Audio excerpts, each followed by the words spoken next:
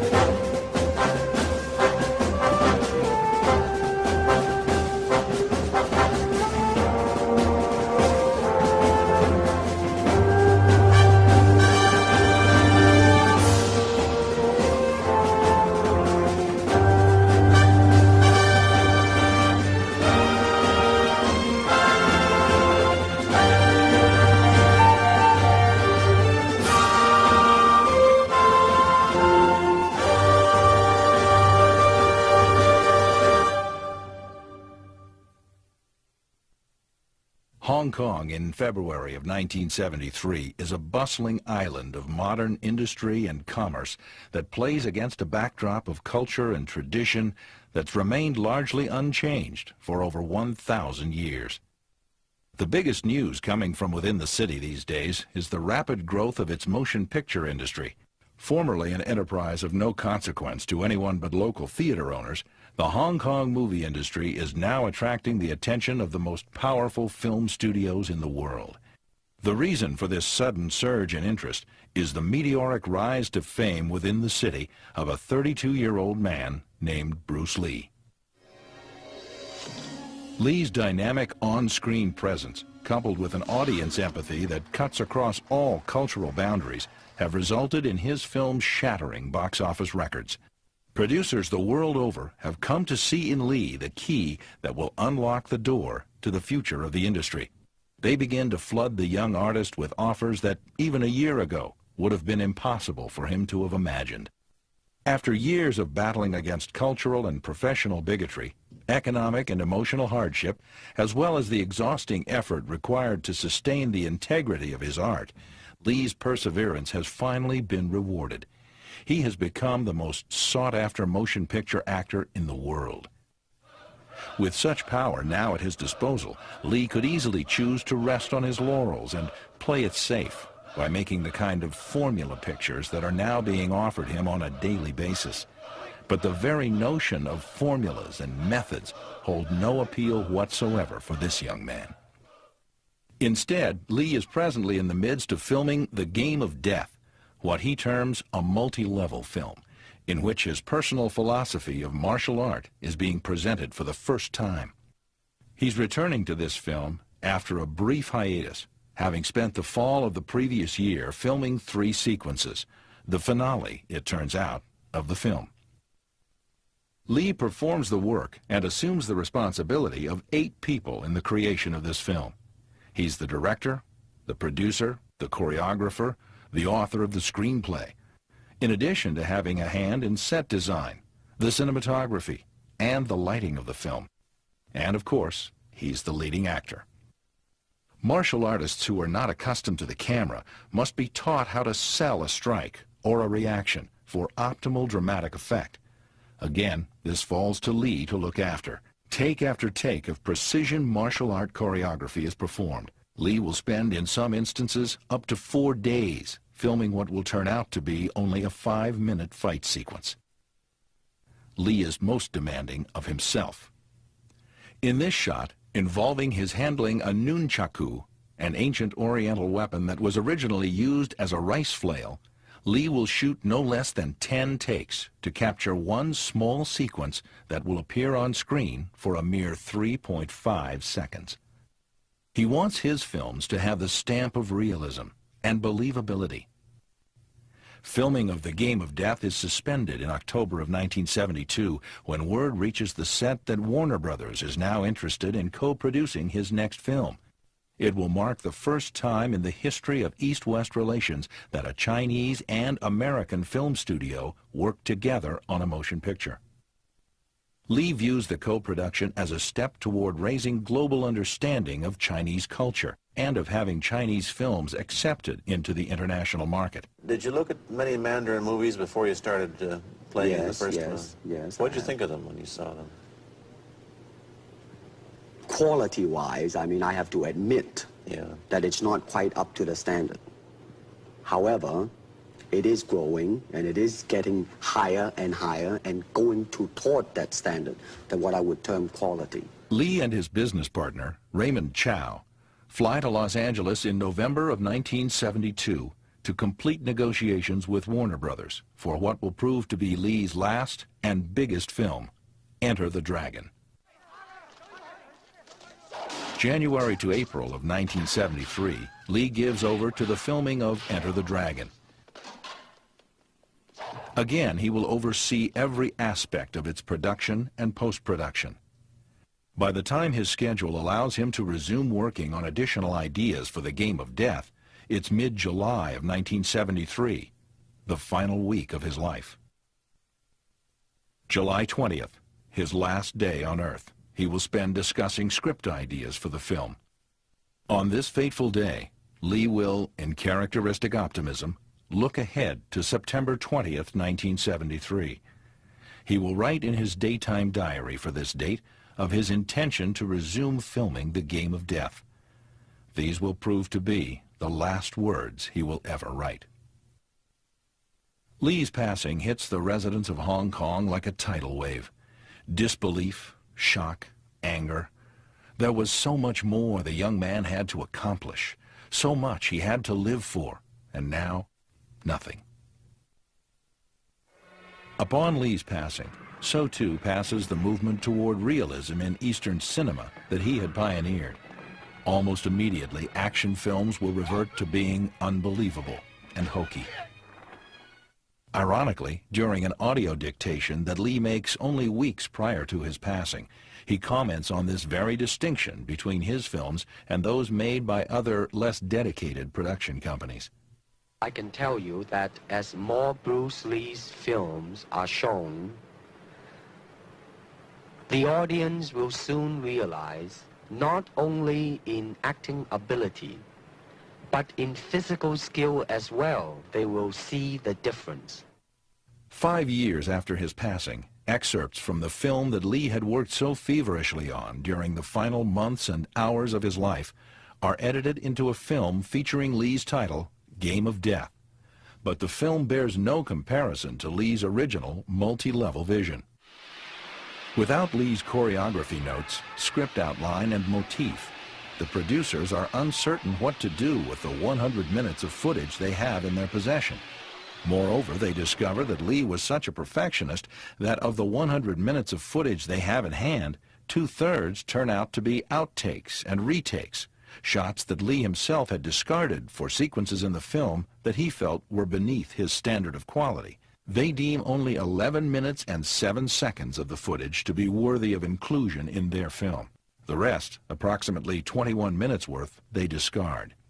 Intercutting actual footage of Lee into fight sequences involving lookalikes and even using cardboard cutouts of Lee's head, the end result is viewed by many as an exploitive and grotesque joke played on the great artist's legacy. By now, even Lee's most zealous fans are beginning to believe that the original footage is gone and that it will never be possible to see the footage Lee shot in its entirety, nor to ever learn what his original storyline for the film was. In the fall of 1994, during research conducted for a multi-volume book series based on Lee's surviving writings, Lee's original script and choreography writings for The Game of Death are recovered. The writings confirm what had long been suspected, that Lee had indeed shot considerably more footage for The Game of Death than had been seen to date. Another unexpected surprise is discovered in among his choreography writings, his handwritten storyline. 12 pages in length, and containing all scene breakdowns and select dialogue passages, the original storyline stands in sharp contrast to the one presented in the film released under the same name. After the discovery of Lee's script notes, a search to find the missing footage is launched. It will last some 6 years. But then, the miraculous happens. The original 35mm film footage is located. After having been separated for over 1/4 of a century, Bruce Lee's original footage and script notes are finally reunited. Over the course of this film, you'll see this footage as Bruce Lee had intended for it to be shown, and you'll also come to understand the struggle he had to undergo in order to bring it to the big screen. And perhaps along the way, you'll come to know the real Bruce Lee, the man behind the legend, a little better as well.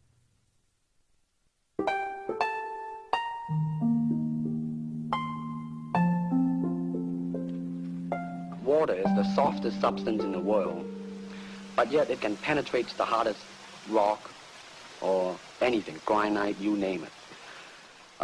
Water also is insubstantial. By that I mean you cannot grasp hold of it. You cannot punch it and hurt it. So every Kung Fu man is trying to do that, to be soft like water and flexible and adapt itself to the opponent. It is February of 1965 in Los Angeles, California, where a 24-year-old Bruce Lee is in the midst of auditioning for a TV series that will never be made. In 19 months, he will be known to American audiences as Kato from the Green Hornet. In 5 years, he'll discover a truth that will forever alter the course of martial art history. And in 8 years, he'll be the most famous motion picture actor in the world.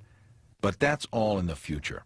Today, he's unknown. And you went to college in the United States? Yes. And what did you study? Philosophy. Bruce Lee's interest in philosophy, defined by the Western ethos as the love of wisdom, is a passion that will remain with him throughout the remainder of his life. Lee has been teaching Americans about Chinese philosophy and culture for 6 years, lecturing in the Pacific Northwest on the subtleties of Chinese thought. His great passion, however, is Gung Fu, an ancient Chinese fighting art, unknown in the America of 1965. Lee's scrapbook from this period of his life reveals brief descriptions of many of the arts and traditions of the venerated masters of Gung Fu. America's only knowledge of the martial arts in 1965 are by way of judo and jiu-jitsu, 2 Japanese arts that were taught to her servicemen during the Korean War. Lee regards himself as an ambassador for Chinese martial art, teaching all who will listen about the ways of the Chinese masters. Now, you told me earlier today that karate and jiu-jitsu are not the most powerful of the best forms of Oriental fighting. What is the most powerful of the best form? Well, it's bad to say the best, but in my opinion, I think Kung Fu is pretty good. Would you tell us a little bit about Kung Fu? Well, Kung Fu is originated in China. It is the ancestor of karate and jiu-jitsu. It's more of a complete system, and it's more fluid. By that I mean it's more flowing. There is continuity in movement instead of one movement, 2 movement, and then stop. I see. What's the difference between a Kung Fu punch and a karate punch? Well, the karate punch is like an iron bar, whack. A Kung Fu punch is like an iron chain with an iron ball attached to the end, and it go whang, and it hurt inside. Okay.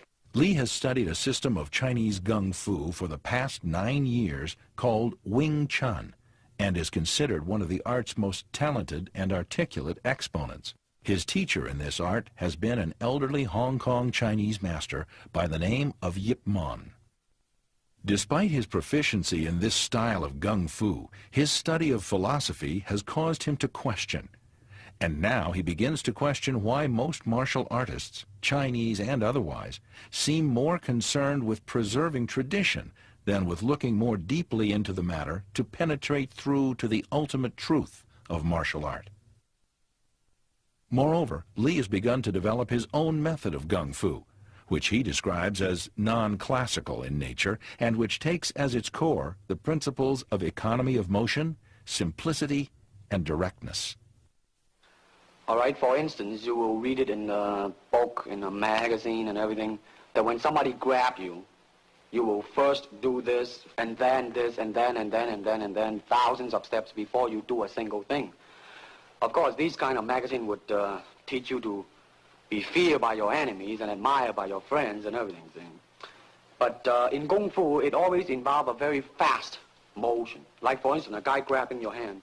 It's not the idea to do so many steps. Step him right on the instep. He'll let go. This is what we mean by simplicity. Same thing in striking and in everything.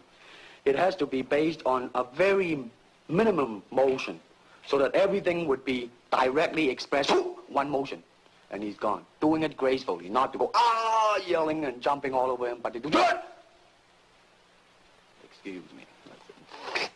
Both the American and Chinese martial art communities resent his iconoclasm. For such a young man to stand up against thousands of years of tradition and venerated authority is considered a direct threat to the status quo and its entrenched power base. Prior to Bruce's coming to this country, you know, Kung Fu was alive in most all the Chinese communities, but there was nothing taught to outsiders, basically. And Bruce came along, and with that basis of trying to create equality amongst all people, regardless of race, he chose to, you know, to let anybody into his school, regardless of what color or race they were, as long as he knew what was in their heart was good and positive. Why he took them in, and like when he was down in San Francisco, where the Chinese community was much more like being in China, they took exception to it, and he had to fight his way out of it. In Oakland, he received a challenge from the San Francisco Chinese martial arts community, and the challenge read that Bruce, if he were to be defeated in this challenge, would have to cease teaching Caucasian or non-Chinese students. And the Chinese martial artist came over from San Francisco to Bruce's studio in Oakland, and a very formal challenge took place. I was present there. In fact, I was 8 months pregnant with Brandon, and James Lee was there. And this fight with this Chinese martial artist lasted about 3 minutes. It consisted of a lot of running, where the Chinese martial artist took off and started running around the room, and Bruce was pursuing him before Bruce finally got a hold of him and took him down to the floor and made him give up. And after the challenge ended with the Chinese martial artist being soundly defeated and they all went away, Bruce won the right to teach anyone he wanted to. By February of 1967, Lee has 3 schools operating in Seattle, Oakland, and Los Angeles that teach his own interpretation of Kung Fu, based on his own investigations into the ultimate truth of unarmed combat.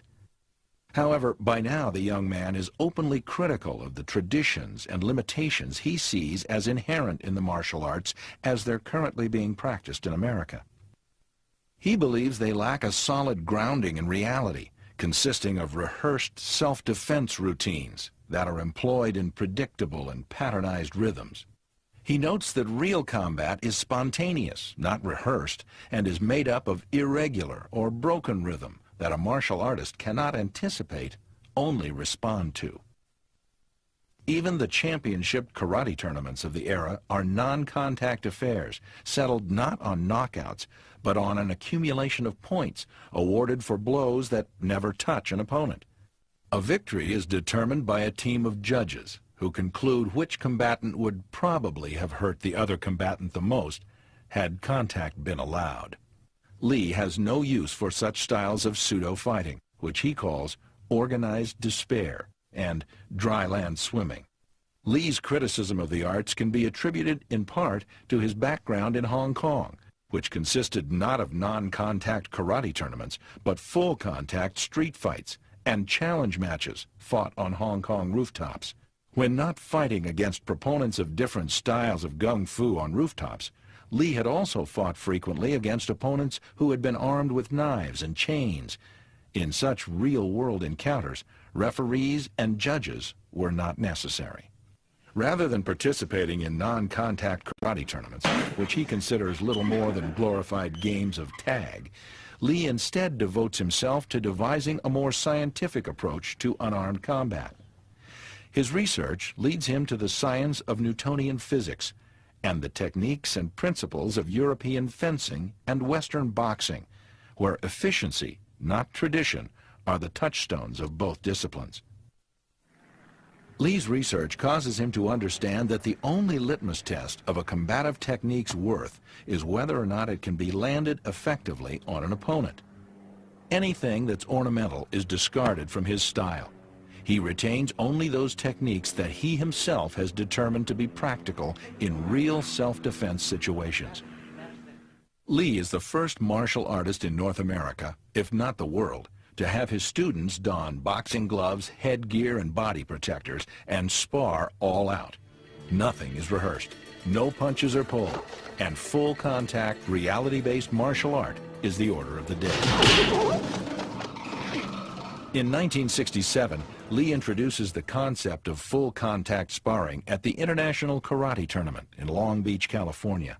Defense is not emphasized in his new reality-based method, as this would be allowing one's opponent to set the tone and tempo in a real fight.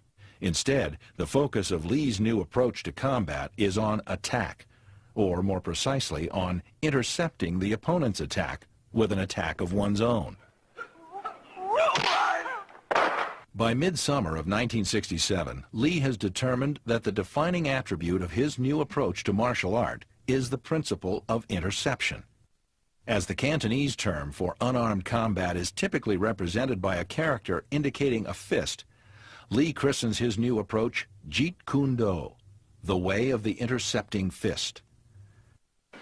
What is this thing you do? In Cantonese, Jeet Kune Do, the way of the intercepting fist. Intercepting fist, huh? Or foot. Come on, touch me. Any way you can. To reach me, you must move to me. Your attack offers me an opportunity to intercept you. In this case, I'm using my longest weapon, my sidekick, against the nearest target, your kneecap. This can be compared to your left jab in boxing, except it's much more damaging. I see. Well, speaking of a left jab... Oh, this time I intercept your emotional tenseness. You see, from your thought to your fist, how much time was lost. Before long, word is out concerning Lee's art, and he begins to attract the attention of America's top martial artists, as well as many prestigious Southern California actors and athletes. Steve McQueen, James Coburn, and Kareem Abdul-Jabbar among them. Bruce was an iconoclast and a rebel in that he thought that the traditional martial arts were way too bound by tradition. People who were not really that effective at martial arts really were not promoting martial arts, but their own nationalistic brand of martial arts and their view of the world, more so than a realistic martial art fighting system. And he wanted to get to the pure essence of the art. Lee's Los Angeles school, located in the heart of Chinatown, and without any advertising, pulls in not newcomers to the martial arts, but seasoned black belts, all of whom now look upon Lee's art as revolutionary, and upon his talent as otherworldly.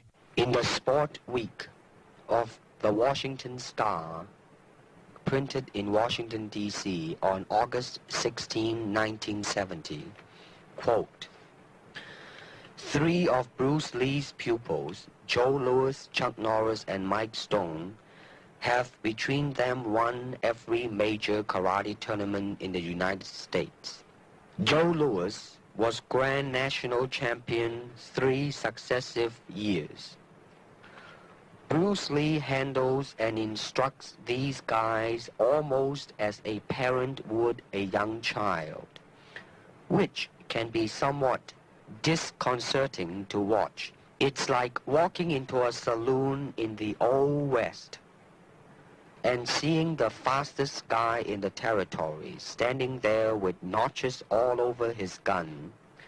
Then in walks a pleasant little fellow who says, 'How many times do I have to tell you, you are doing it all wrong?' And the other guy listens intently." Unquote. With the top actors and martial artists in America now coming to his home for private instruction, Lee is the toast of the martial arts world. However, by the end of 1969, Lee is growing concerned that his students are looking to his art as containing a secret way, special techniques that alone are responsible for success and ability in combat. To Lee, there is no such thing as a magic system, the only secret to martial arts success being a willingness to train hard enough to cultivate one's own innate abilities. Taking matters into his own hands, Lee now does something that's unheard of in martial arts circles. In January of 1970, at the very height of his popularity and reputation in the martial art world, he closes all 3 of his Zhongfan Gung Fu schools. When Bruce closed the schools, he felt he was unburdening himself of having to prove through his students that his system had merit. He didn't even want to get into that. He wanted them to evolve and teach, but it was not a thing where you have to teach what I taught. You have to teach what you learned, and that's going to be more than what he taught, hopefully, you know, for the students that understood what he was doing. Yeah, Lee's going to teach me all this. I cannot teach you, only help you to explore yourself, nothing more. Lee now trains only a handful of students privately. As his art is about personal growth, he feels he must come to know each student thoroughly in order to assist the student in developing the skills and confidence required to free him from the chains of limitation, whether of physical or psychological origin. What is your instinct? To pray. In this position, your arms are useless. Yeah. Can you kick or stomp me? No. Then, if you wish to survive, what do you do? I don't know. Bite. Bite? Are we not animals? You all right? I can't find much evidence to the contrary, Lee. Bite, huh? Biting is efficient in close quarter, but don't make a plan of biting.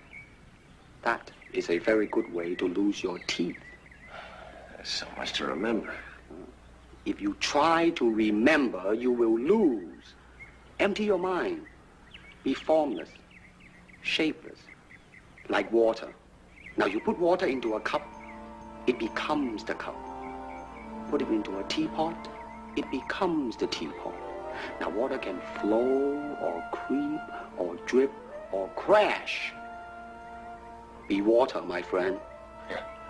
Why don't I just stand in front of Bolt and recite that to him? Maybe he'll faint or drown. When is it? Tomorrow. You are not ready. I know. Like everyone else, you want to learn the way to win, but never to accept the way to lose. To accept defeat, to learn to die is to be liberated from it. So when tomorrow comes, you must free your ambitious mind and learn the art of dying. I remember he said, you know, for me, you know, if I were going to use, like, let's say judo styles, imagine me trying to get my hips underneath him to throw him, you know, for a hip throw. You know, you're going to try and do that while I beat you, while I beat you down.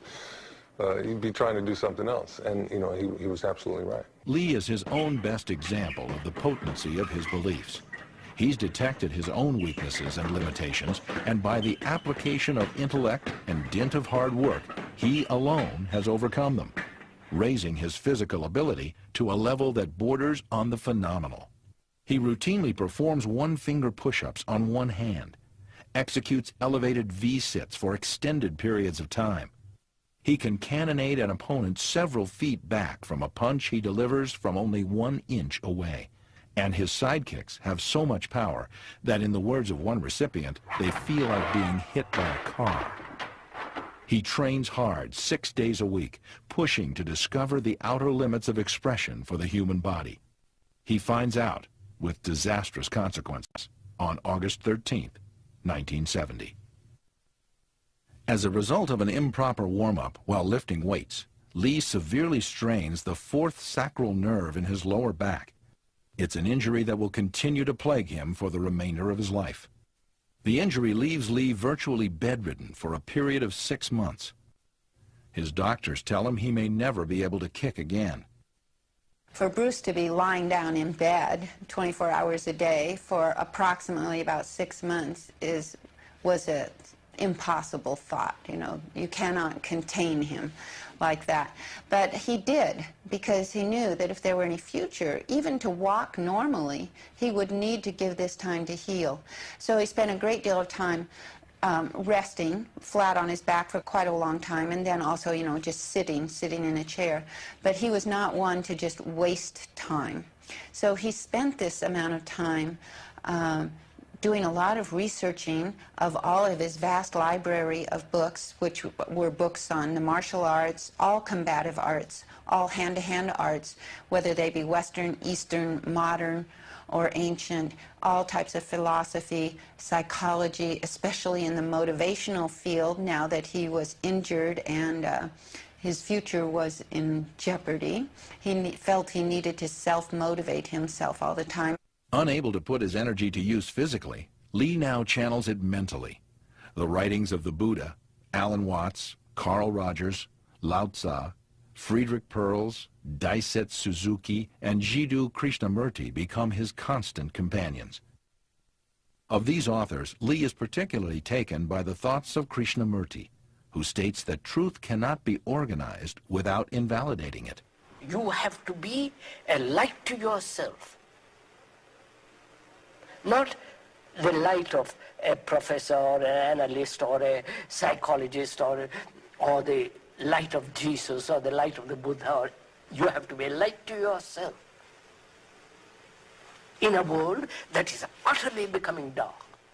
I believe that part of the concept that he enjoyed so much about Krishnamurti's philosophy was one of self-reliance, and if you're looking for truth, you must look inward rather than outward. Lee begins to write about his new insight and its application to martial art. His writings will fill 7 large volumes. Slowly, Lee begins to battle back. Although the back injury will prove to be a permanent problem, within 6 months he has proven both the naysayers and the medical community wrong. Not only is he able to kick again, he becomes a better martial artist than he ever was before. Lee's harrowing experience, coupled with his new insight, serve to underscore for him the validity of his belief that there is no help but self-help, including help in the form of instruction in the art of unarmed combat. Even his own beloved creation, Jeet Kune Do, by far the most scientific of all martial arts, is not exempt from his solvent analysis. Lee sees his error in the fact that he had been striving to create the ultimate way or style of martial art to teach to his students. First, he thought he had it with the Chinese way of martial art. Then, more recently, in his newly created Way of the Intercepting Fist. But Lee has now come to see that the ultimate truth does not reside in ways or styles, but within the soul of each individual. I do not believe in styles anymore. I mean, I do not believe that there is such thing as like Chinese way of fighting or the Japanese way of fighting or whatever way of fighting, because unless human beings have 3 arms and 4 legs, we will have a different form of fighting. But basically, we have only 2 hands and 2 feet. So styles tends to not only separate men, you know, because they have their own doctrines, and then the doctrine became the gospel truth, you know, that you cannot change, you know. But if you do not have styles, if you just say, well, here I am, you know, as a human being, how can I express myself totally and completely? Then it's just 2 people who are being aware of their own movements, who are observing the other person's movements and being able to fit in with that person's movements, so that there's no set pattern of movements, no, well, when he does this, then I do this. It's just a total freedom to react to what the other person does. In fact, Bruce inscribes it perfectly on the back of this medallion, where he wrote the words that have become his motto. And it says, using no way as way, having no limitation as limitation. Over the years, this phrase has been somewhat misinterpreted, and people think of using no way as way to mean anything I do is okay, and anything I do is my way. I don't think Bruce really intended it to mean that way. He just meant not to be boxed in by a certain way, so that you never get into a situation where there's only one response. You adapt to what the situation calls for. I think Bruce had that down pretty well. When there's a way, man, there lies the limitation. To me, okay, to me, ultimately, martial art means honestly expressing yourself. Now, it is very difficult to do. I mean, it is easy for me to put on a show and be cocky, and be flooded with a cocky feeling and then feel like pretty cool and all that. Or I can make all kinds of phony things, you see what I mean? Blinded by it. Or I can show you some really fancy movement. But to express oneself honestly, not lying to oneself, and to express myself honestly, now that, my friend, is very hard to do. That's the whole key right there. You know, do you know yourself? Do you know your skills? Do you know your weaknesses? Are you able to adjust your life to compensate for whatever's happening and take advantage of whatever's happening in terms of pluses and minuses? That was his approach, and he was an incredible example of that. You know. A walking model of that. In his critically acclaimed performance on the television series Longstreet, Lee attempts to teach his student, played by James Franciscus, this higher purpose of his martial art. Lee, I want you to teach me what you did the other night. I already told Miss Bell I can't. I'm willing to empty my cup in order to taste your tea. Your open-mindedness is cool, but it doesn't change anything. I don't believe in system, Mr. Longstreet, nor in method. Now, without system, without method, what's to teach? But you had to learn. You weren't born knowing how to take apart 3 men in a matter of seconds. True, but I found the cause of my ignorance.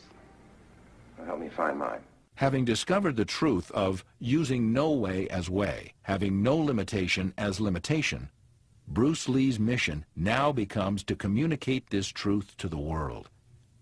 The most effective approach, he decides, is not in private one-on-one instruction, but in bringing this truth to the big screen, his quest to create a new genre of film that will reveal the higher purpose of martial art, his challenge to overcome the prejudices of Hollywood.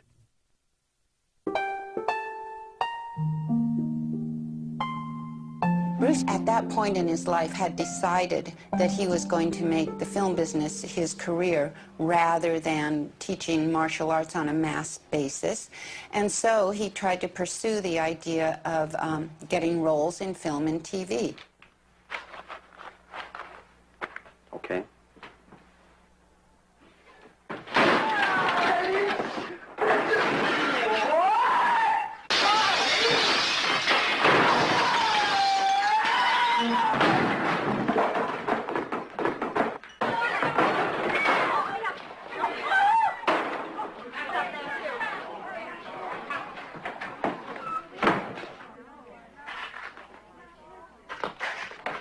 He had a great deal of trouble securing really leading roles. He had a number of roles in small pictures, but as far as really promoting his career as a leading man, had a lot of difficulty in America at that time. In the United States, I think something about the Oriental, the true Oriental should be shown. Hollywood sure as heck hasn't. You better believe it, man. I mean, it's always that pigtail and bouncing around, chop, chop, you know, with the eyes slant and all that.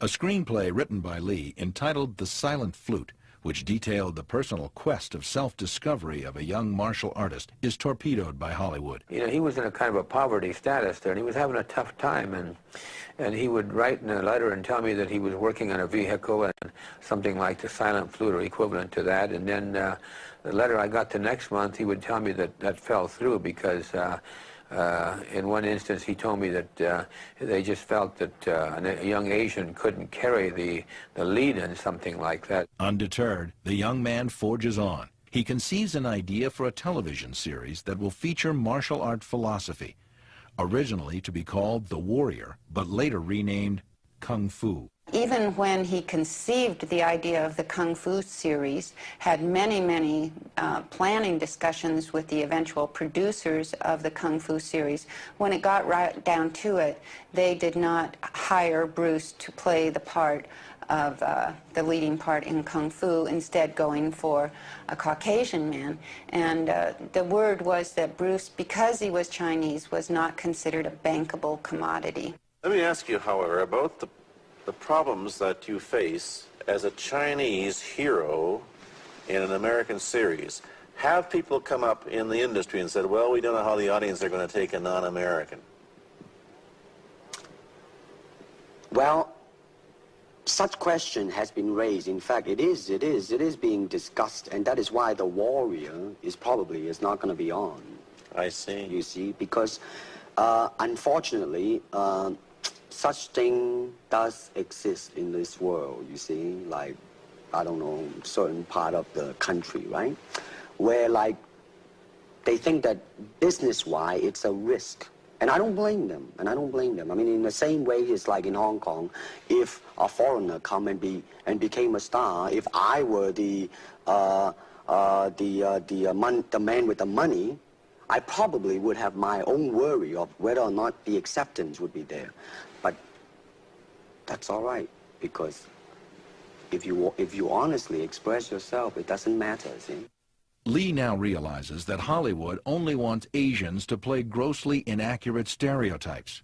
Despite his dire economic circumstances, he refuses to accept roles that would portray the Chinese race as anything less than equal to other cultures. With a wife and now 2 small children to support, Lee's dignity and philosophical principles come at a huge price. With money rapidly running out, he now realizes that he is wasting his time with Hollywood. Here I am with a Chinese. I mean, not prejudice or anything, but in realistic thinking. How many times in film is a Chinese required? Right. When it is required, it is always branded as the typical, you know, type, you know what I mean? Right. So I say, hell with it. With that rejection in mind, I guess you could say that was an overt expression of racism in the film industry in the early 70s. And at that time, we went to Hong Kong, Bruce having decided that if he couldn't make it in the American film industry through the front door, he would go to Hong Kong and come back in through the side door, which is precisely what he was doing. At the time, Chinese action films were largely swordplay films, or, as Bruce Lee so aptly described them, simply one long, armed hassle. He would say he didn't invent the gore in Mandarin films, but that the violence in his films were always with just cause. I hope that the picture I am in would either explain why the violence was done, whether right or wrong or whatnot. But unfortunately, pictures, most of them here, are done mainly just for the sake of violence. You know what I mean? Like, you know, fighting for 30 minutes, get stabbed 50 times. Well, I'm fascinated. Let me give you your microphone back. I'm fascinated that you came back. I am a martial artist. He's offered very little money to star in his first film, but then money has never been his sole objective. The film is entitled The Big Boss, and it will become the highest-grossing film in Southeast Asian history. Lee follows up the unprecedented success of his first film with a second, Fist of Fury. It proceeds to smash the records set by The Big Boss. Bruce didn't want to be segmented in that he could only do Chinese movies or only do Chinese martial arts. He didn't view himself as only a Chinese man. He viewed himself as a citizen of the world who had a mission that really had nothing to do with what his nationality was. He wanted to bring his views of martial arts and of life and of the culture that he had experienced in his short lifetime to the audiences all over the world. Lee does just this with his next film, The Way of the Dragon, which he also directs. In the film's climactic battle, Lee takes on one-time student Chuck Norris in a fight set in the Roman Colosseum. Lee's character, using classical gung fu techniques, is losing the fight until he begins to employ the formless and adaptive approach of Jeet Kune Do.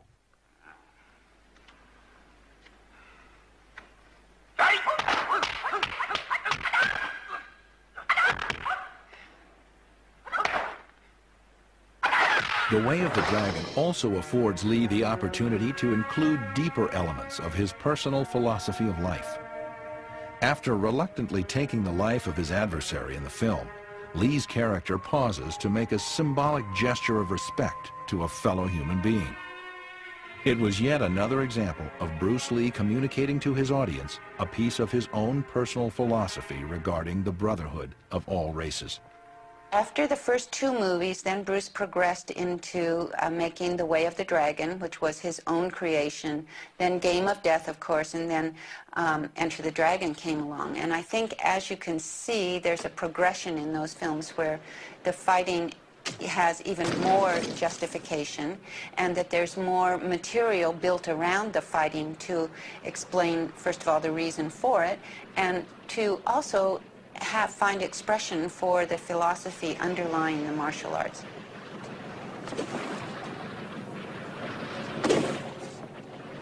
Do I bother you? Don't waste yourself. What's your style? My style? You can call it the art of fighting without fighting. The art of fighting without fighting? Show me some of it. Later.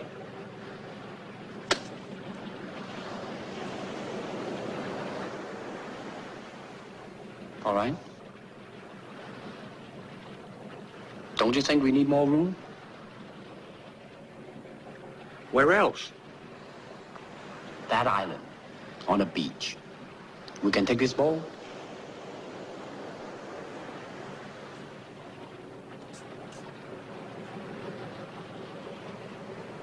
Okay.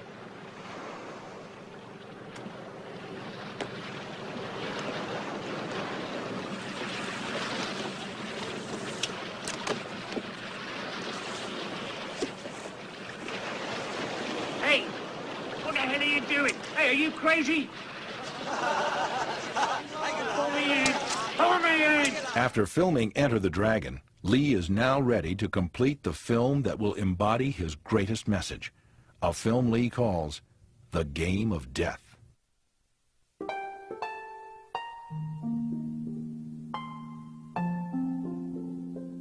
I believe that this background of research and the building of a philosophy of Jeet Kune Do is what Bruce intended to relate through The Game of Death. He had an idea of how he wanted to show the martial arts to the viewing public. These various steps in finding your own way in martial arts, the different styles and what styles mean, and more importantly, what they don't mean. That was Bruce's big message, the style of no style. And Game of Death was going to be the platform for these expressions. While we may never know how the film would have turned out had Bruce Lee lived, we do know with unimpeachable certainty the vision that he had for the movie during the time he was filming its finale. According to Lee's 12-page storyline, he would play a retired, undefeated martial arts champion by the name of Hoi-Chuen, who had been approached by members of the Korean underworld to take part in a daring raid on a 5-story pagoda said to contain a valuable treasure on its uppermost level. When he refuses to participate, his sister and younger brother are kidnapped, leaving him no option but to take part in the raid. At a briefing at the boss's home, Hoi-Chuen is introduced to his accomplices in the raid, all of them highly trained martial artists. The boss screens a reconnaissance film of the temple area, explaining to the accomplices that since guns are prohibited in the village, the pagoda is guarded by martial arts mercenaries, one on each level of the pagoda. Their instructions are to fight their way to the top of the pagoda and retrieve the treasure. Lee selected the Buddhist temple of Pope Jusaw as the setting for the film. The temple's most striking object, the 33-meter-high Buddha statue, is clearly indicated in Lee's storyline sketches. Cast in one mold with 150 tons of bronze, it's said to be the largest such standing figure in all of Asia. In front of the Buddha is the 5-story wooden pagoda that Bruce Lee had chosen as the backdrop for the climactic battles in the film. Thus, the idea started from there. He took some of the ideas he had been gathering about the levels of martial arts combat in the pagoda, and Kareem came out, and I believe that the first scenes that they shot were the fight scenes between Bruce and Kareem. The first days, rushes after we saw those, we had to slow everything down because we were moving too fast and it looked too jerky on the film, and we had to slow it down so the film could follow, so the camera could follow us. And, you know, people could see things, because we were doing things like we practiced it. And I practiced with Bruce. We do several things in a split second, and the audience would miss the subtleties of what he was trying to do if we didn't slow it down. Of what were to be his accomplices in the film, Lee wanted one to be slightly devious and antagonistic toward his character. This would create an interesting dynamic in the relationship between the two men, not letting the audience know whether or not Lee's partner was actually with him or against him. For the role of the antagonistic accomplice, Lee chose James Tien, an actor who had appeared with Lee in 2 of his previous 3 films in Hong Kong. The second accomplice was to be a strong but simple-minded martial artist. These would be character attributes that would allow for a different type of dynamic to occur between the accomplices as they fought their way up each level of the pagoda. Lee ultimately settled on Hong Kong stuntman Che Yun to play the role of this accomplice. It would be the first time these two had worked together. At the time of filming, the rest of Lee's accomplices had not been decided. Within the pagoda, Lee and his accomplices would have to battle upwards past 5 levels, each guarded by a martial artist of a particular style. The first level was to be guarded by Wong In-sik, who was to be portrayed as a master of a kicking style. Wong had worked with Lee before, appearing as one of his opponents in The Way of the Dragon. Lee had chosen his real-life senior-most student, Taki Kimura, to play the guardian of the second floor. According to Kimura, Lee wanted him to utilize praying mantis gung fu, as well as some elements of Wing Chun, both arts that emphasize infighting, use of hands predominantly, with kicks limited to below the waist. And I think it was in October of 71, 72, in that era, he called me and said that he wanted me to be in the movies, and in that movie, and again, I said, look, Bruce, I said, I got 2 left front feet, you know it and I know it, and there's probably 1,000 people over in Hong Kong that do it better than I can. I said, just let me sit here and enjoy the fruits of your success. And because I said, you know me, I said, I don't need to be in that. And he said, no, he said, I want you in it. He said, I'm the technical director and the co-producer. He said, don't worry about it. So I reluctantly, for fear that he'd kick my butt if I said no at that point, I said, okay. He'd already sent me an airline ticket. But really, I think at this point in his life, I think he had transcended all the gimmicks that, that are usually in these movies. And I think that he had gotten to that plateau where you could just simply do the simple, normal things and yet create that excitement within that simplicity. Lee selected another of his real-life students, Dan Inosanto, to be guardian of the 3rd floor, as he was not only adept in Lee's art of Jeet Kune Do, but in addition was also an advanced practitioner in the arts of Kenpo karate and Filipino eskrima. Lee opted to have Inosanto employ methods from both arts, which he believed would add an exciting visual element to the film and serve to break up the unarmed combat sequences. Inosanto was also a brilliant exponent of the nunchaku, allowing Lee to film the first ever nunchaku battle between two opponents.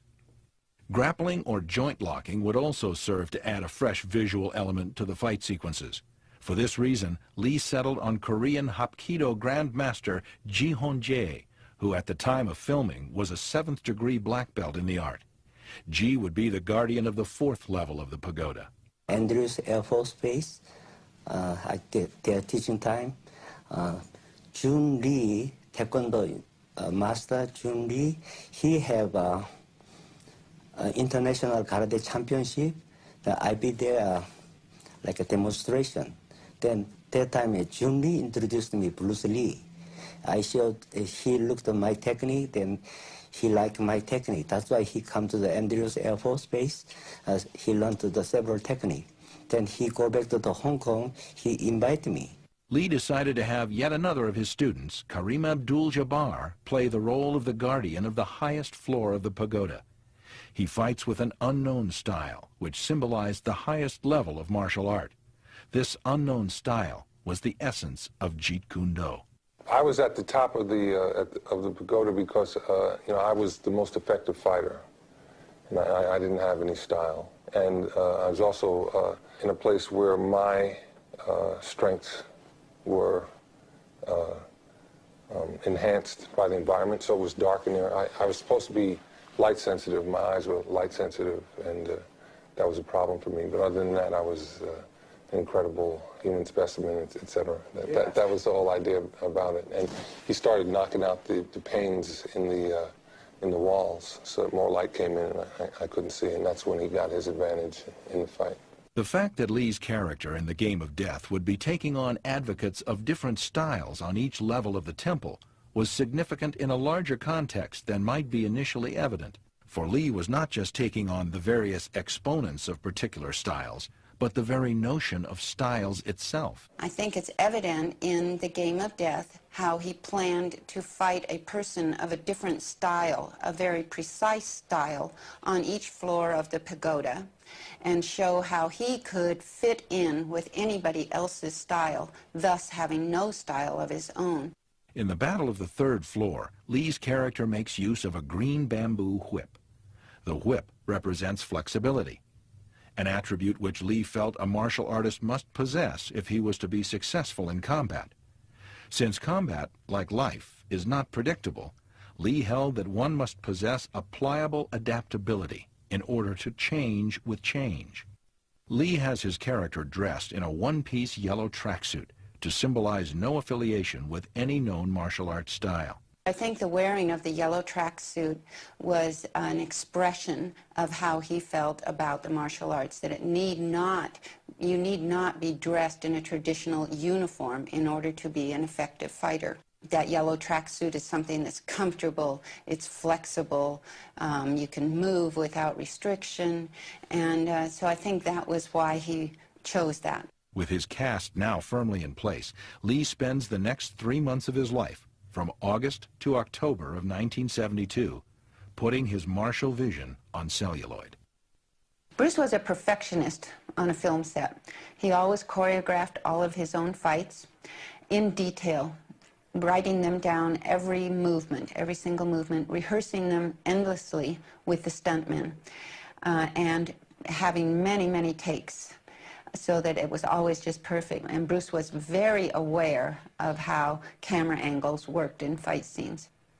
I visited him on the Game of Death set on more than one occasion. The children, Brandon and Shannon and I, were always welcome on the film sets, and we enjoyed going there because he was having a lot of fun with it. First of all, Kareem was his good friend, as was Dan Inosanto, and some of the other martial artists as well were his good friends. And he had worked with them many times in the past. As you know, Kareem was his student, Dan was his student and assistant instructor.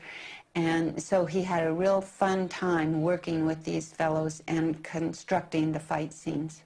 The results are 3 carefully crafted and meaningful sequences that resonate on many different levels, as well as the most graceful and dynamic presentation of the human form in hand-to-hand combat ever captured on film.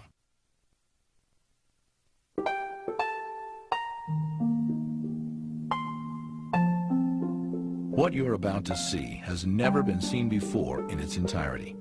It's the footage that Bruce Lee shot for The Game of Death, the takes he had indicated as the ones to be selected for inclusion in the film, and the dialogue he had written. The footage, like the film, is incomplete. Approximately 2 minutes of footage that represented the beginning of the film's finale have been lost to the ravages of time. In that missing footage, Lee's two allies, James Tien and Che Yun, come up the stairs ahead of Lee and enter into the third level of the pagoda, the Hall of the Tiger. There they meet the Eskrima master, whose habit is to beat out a teasing rhythm on his sticks prior to killing his adversary. Che Yun sets out to attack the Eskrima master with a large, heavy club, but is quickly disarmed.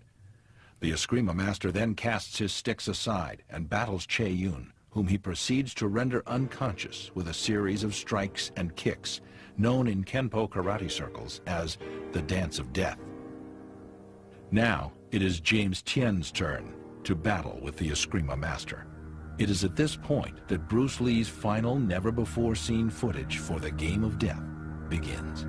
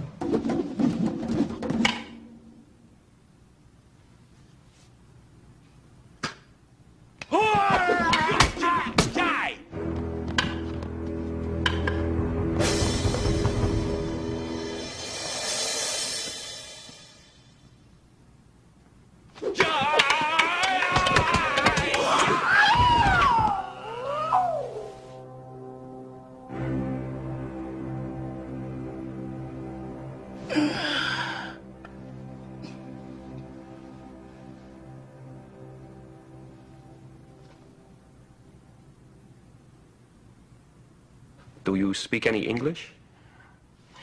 Of course I speak English.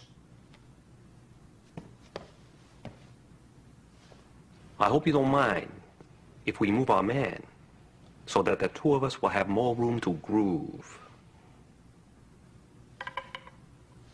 But have your men stay as far away from the stairway as possible.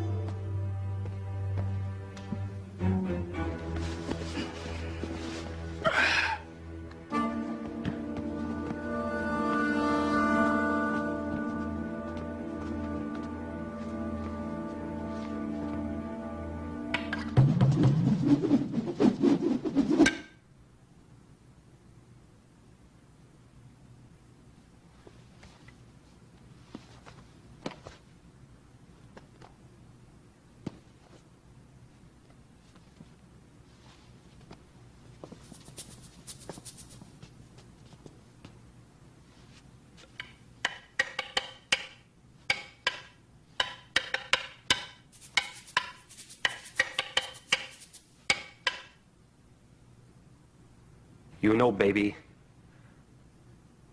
this bamboo is longer, more flexible, and very much alive. And when your flashy routine cannot keep up with the speed and elusiveness of this thing here, all I can say is that you will be in deep trouble. That we will have to find out.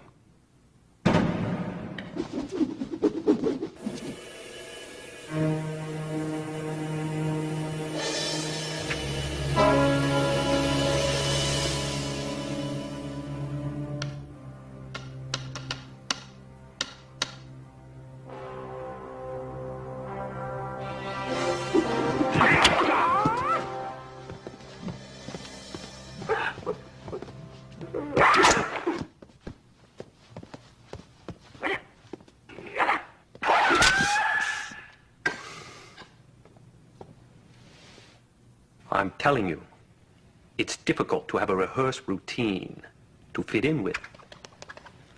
Broken rhythm.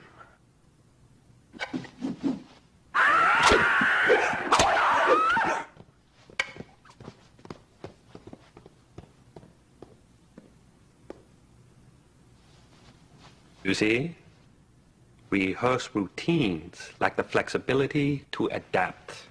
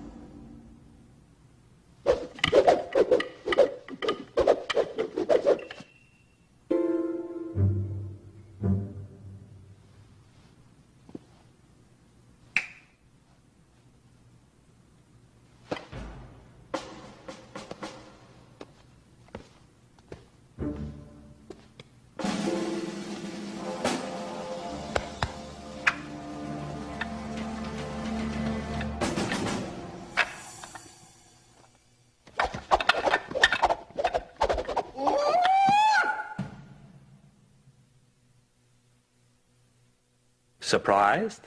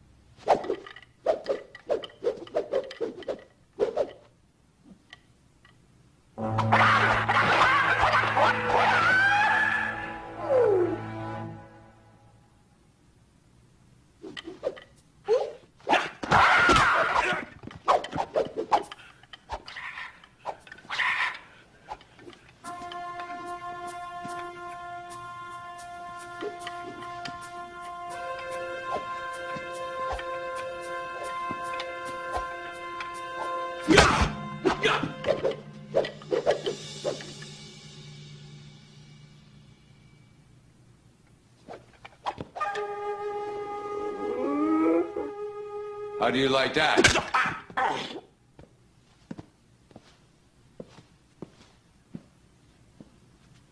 How do you like that?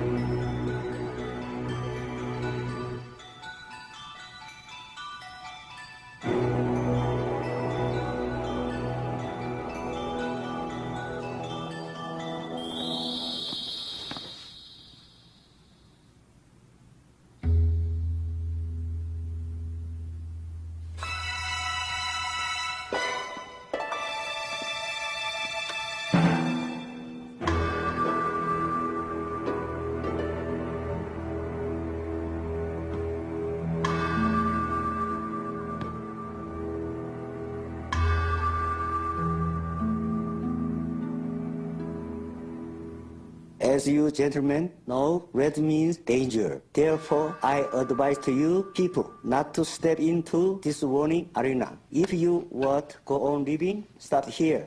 Go back downstairs. Life is precious.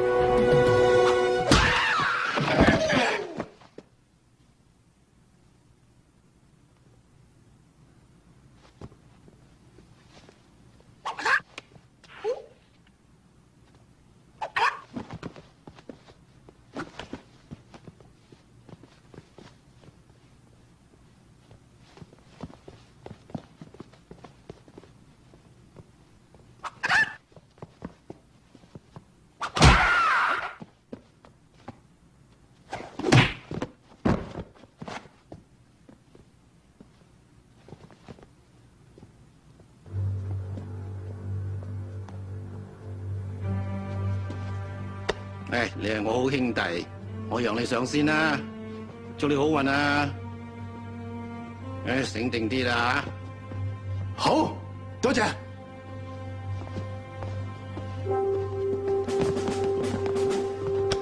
我上去啦。哎呀！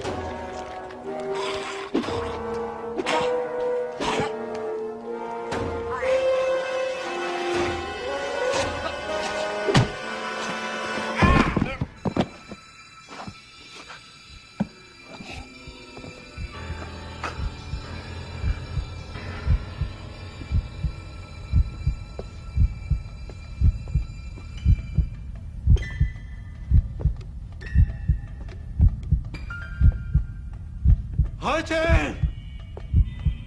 Hoi-Chuen! Hoi-Chuen!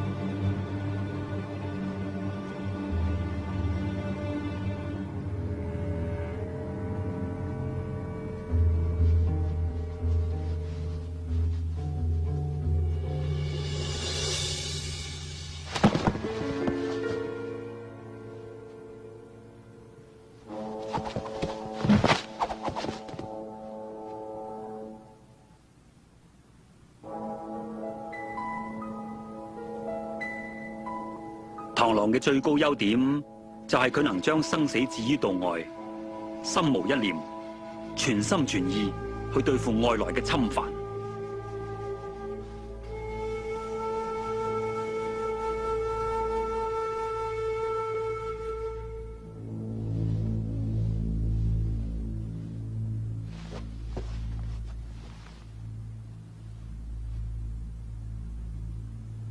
Little fellow, you must have given up the hope of living. On the contrary, I do not let the word death bother me. Same here, baby. Then what are you waiting for?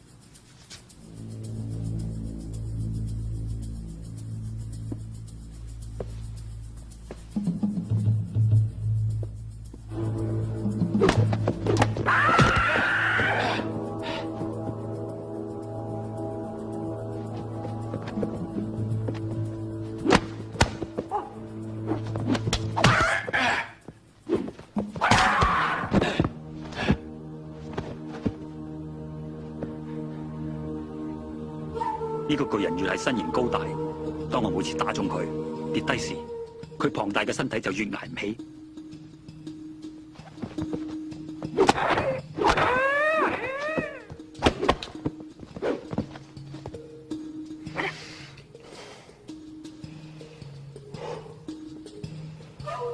睇佢個樣，實行疲勞轟炸。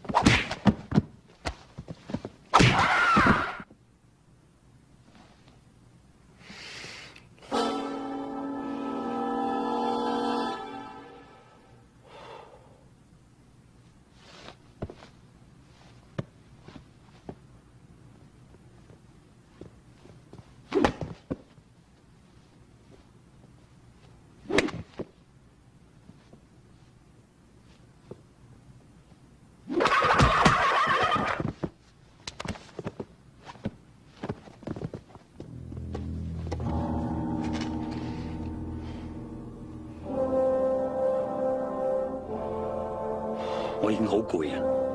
唔係，海田，佢比你更攰。定下陣。This tough son of a gun is wearing me out.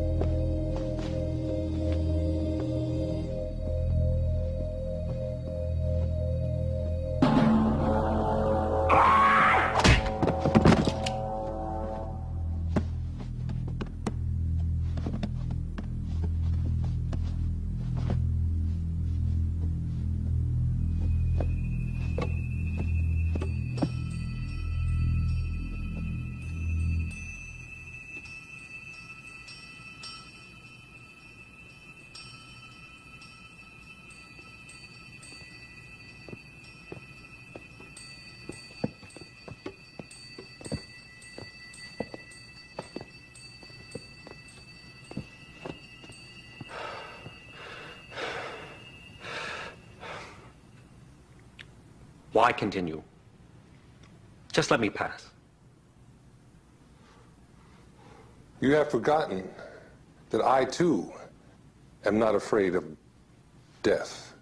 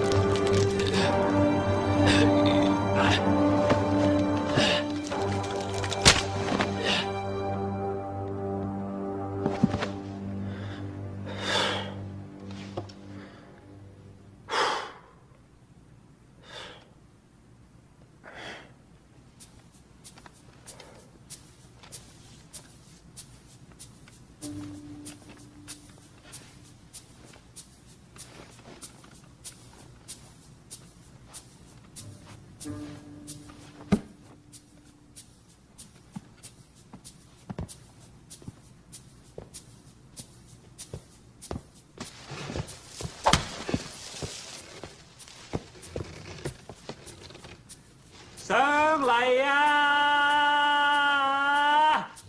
安全嗎？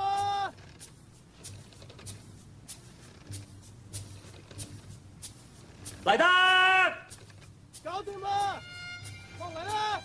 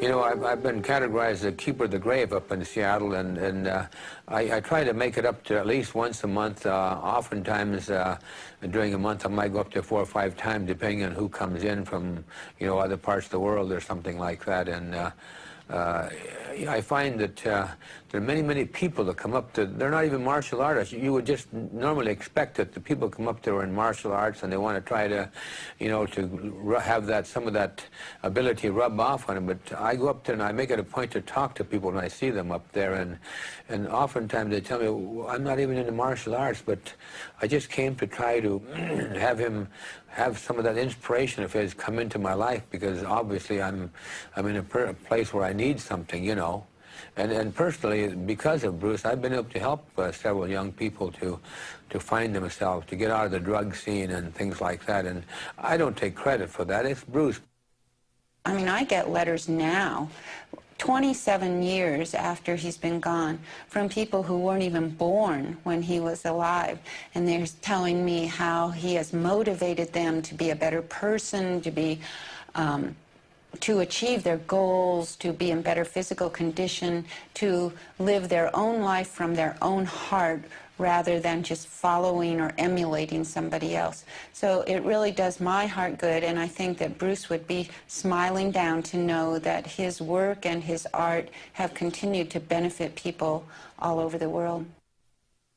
There were some lines that expressed your philosophy. I don't know if you remember them or not. Oh, I remember that. I Let's said, hear. this is what it is, okay? I said, empty your mind. Be formless, shapeless, like water. Now, you put water into a cup, it becomes the cup. You put water into a bottle, it becomes the bottle. You put it in a teapot, it becomes the teapot. Now, water can flow, or it can crash. Be water, my friend.